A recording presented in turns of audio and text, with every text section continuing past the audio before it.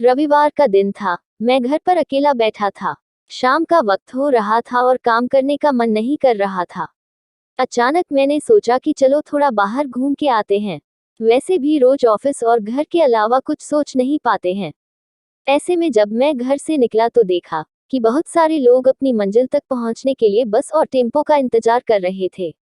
तभी मुझे एक अचानक छोटा सा लड़का दिखा, जो फटे पुराने कपड़े पहने हुआ था। कम से कम उसकी उम्र 10 से 12 साल होगी।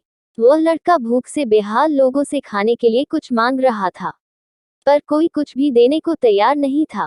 फिर कुछ ही देर में वो लड़का आगे चला गया और मैंने देखा एक व्यक्ति से पानी मांग रहा था। ऐसा लग रहा था कि वह बहुत प्यासा हो, लेकिन उस व्यक्ति ने पानी देने से इनकार कर दिया। अचानक एक कार वहां पर आकर रुकी।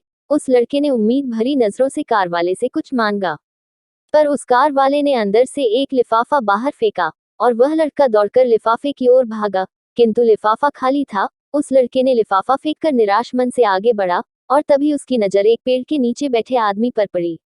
वह लड़का थककर उस पेड़ के नीचे आदमी के पास जाकर बैठ गया। लड़के ने देखा कि वह भी उसकी तरह गरीब आदमी है जो पेड़ के नीचे बैठा था।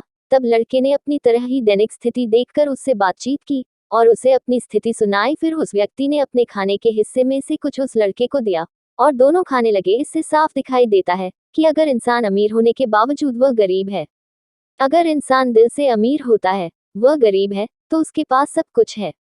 कहने का मतलब है कि एक गरीब आदमी सबकी तकलीफ को समझता है, क्योंकि उसके अंदर किसी भी बात की चाह नहीं होती है। इसलिए वह सबको अपने जैसा समझता है और बिना किसी स्वार्थ के सबकी मदद करता है। यहाँ पर मैं ऐसा नहीं कहना चाहता हूँ कि सब अच्छे या बुरे होते हैं, पर इंसानियत ही सबसे बड़ी दौलत है।